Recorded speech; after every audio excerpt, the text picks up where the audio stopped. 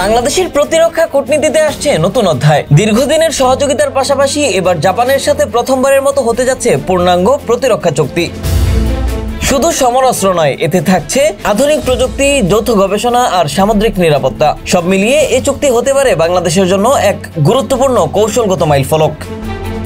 কূটনৈতিক সূত্র জানায়, চলতি বছরের মধ্যেই সই হতে পারে এই চুক্তি। এর মাধ্যমে প্রতিরক্ষা সরঞ্জাম সরবরাহ, প্রযুক্তি হস্তান্তর এবং যৌথ গবেষণার নতুন অধ্যায় শুরু হবে এই দুই দেশের মধ্যে। অন্তর্বর্তী সরকারের প্রধান উপদেষ্টা অধ্যাপক মোহাম্মদ ইউনূসের সাম্প্রতিক টোকিও সফরের পর এই আলোচনায় অগ্রগতি আসে। জাপানের প্রধানমন্ত্রী শিগেরু ইশিবার সঙ্গে অনুষ্ঠিত বৈঠকে প্রতিরক্ষা সহযোগিতা ছিল আলোচনার মূল বিষয়।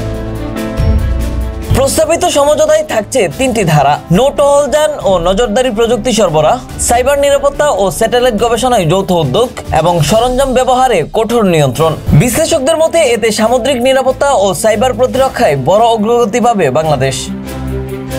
তবে চীনের সঙ্গে দীর্ঘদিনের প্রতিরক্ষা সম্পর্ক থাকায় ভূ রাজনৈতিক ভারসাম্য রক্ষাও হবে এখন বড় চ্যালেঞ্জ।